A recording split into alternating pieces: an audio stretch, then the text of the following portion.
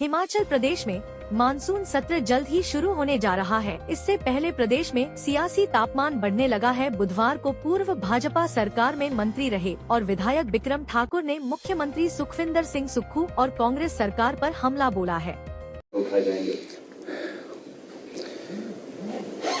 आने वाले दिनों में विधानसभा का सत्र लगेगा और एक महत्वपूर्ण सत्र हम कह सकते हैं। इस सत्र के अंदर सरकार के 2 वर्षों में जो काम किए हैं और जो काम रह गए हैं उन सारे विषयों के ऊपर विधानसभा के अंदर चर्चा करेंगे। किस तरीके से हिमाचल प्रदेश के नौजवान को ठगा गया है, हिमाचल प्रदेश में किस प्रकार से झूठ बोल बोल कर चुनावों में जो अपनी जीत है उसको सुनिश्चित किया गया है, इन सब मुद्दों को लेकर विधानसभा के अंदर इन सारे चीज़ों के ऊपर चर्चा होगी।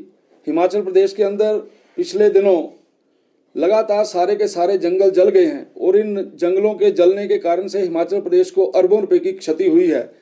इन सारे मुद्दों के ऊपर भी डिस्कशन लेंगे। एक महत्वपूर्ण मुद्दा जो मैं आपके ध्यान में भी लाना चाहता हूं और उसको हम विधानसभा के सत्र में भी लेंगे कि मैं माननीय मुख्यमंत्री जी से ये प्रश्न भी करना चाहता हूं कि उनकी आंखों के सामने किस प्रकार से कुछ जो प्रोजेक्ट्स हैं उन प्रोजेक्ट्स के बारे में मैं चर्चा करना चाहता हूं। आईपीएच मंत्री जी ने मंत्री बनने के बाद सबसे पहले ये बोला था कि जो टेंडर किए गए हैं और एक उसमें से टेंडर जो कि 200 करोड़ रुपए का टेंडर था और वो 200 करोड़ रुपए का टेंडर हमीरपुर के बड़सर विधानसभा क्षेत्र के अंदर लगने वाली स्कीम का था। आपके ध्यान में रहे कि जिस समय वो डीपीआर बनाई गई थी तो उस डीपीआर में जो सोर्स है वो ब्यास सोर्स दिखाया गया था, जबकि बड़सर में ब्यास का जो सोर्स है वो ज़्यादा दूर है और सतलुज का जो सोर्स है वो क्लोज है।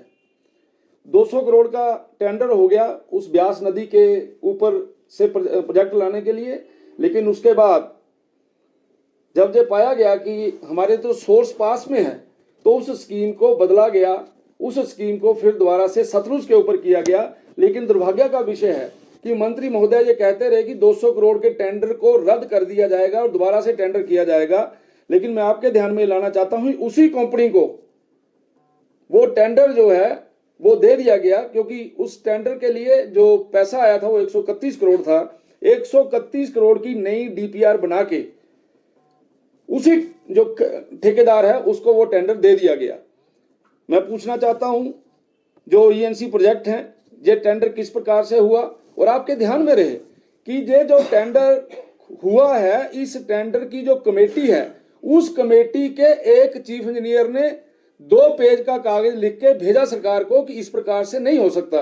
जब सोर्स बदल गया, जब मशीनरी बदल गई, जब राइजिंग मेन बदल गया तो टेंडर क्यों नहीं बदला, टेंडर दोबारा से क्यों नहीं हुआ। बहुत बड़ा जानकारी का विषय है। मैं तो चाहूंगा सरकार इसको अपने इस विषय को अपने तरीके से विजिलेंस के पास दे, नहीं तो हमें इस विषय को जो है वो ईडी के पास, सीबीआई के पास देना पड़ेगा। बहुत बड़ा घोटाला जो है ये सामने नजर आ रहा है। एक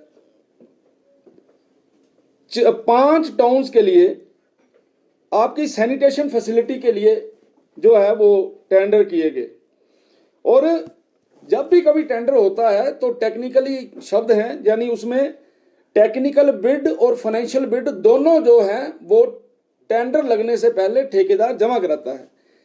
और ये सैनिटेशन के जो 5 टाउन्स का जो बना है उसमें जो ठेकेदार जो जिन्होंने पार्टिसिपेट किया है उनसे केवल और केवल टेक्निकल बिड मांगी गई, और जब वो टेक्निकल बिड मांगी गई तो उन 5 में से 2 की टेक्निकल बिड रिजेक्ट हो गई। टेक्निकल बिड 3 की बची, उन तीनों को मौका दिया गया कि अब आप फाइनेंशियल बिड डालो। मिलके तीनों ने वहां पे बंदर बांट करके अलग अलग से प्रोजेक्ट ले लिए। इन प्रोजेक्टों के बारे में भी पूर्ण रूप से इसकी इंक्वायरी होनी अति आवश्यक है। क्या कारण है कि हिमाचल प्रदेश में नाबार्ड के अंतर्गत, एडीबी के अंतर्गत जिस समय टेंडर होते हैं तो उस समय हम लोग दोनों बिड्स, टेक्निकल बिड और फाइनेंशियल बिड दोनों लेते हैं। यहाँ क्या कारण है कि फाइनेंशियल बिड नहीं ली गई? शिमला से कैमरामैन युगमार्ग टीवी।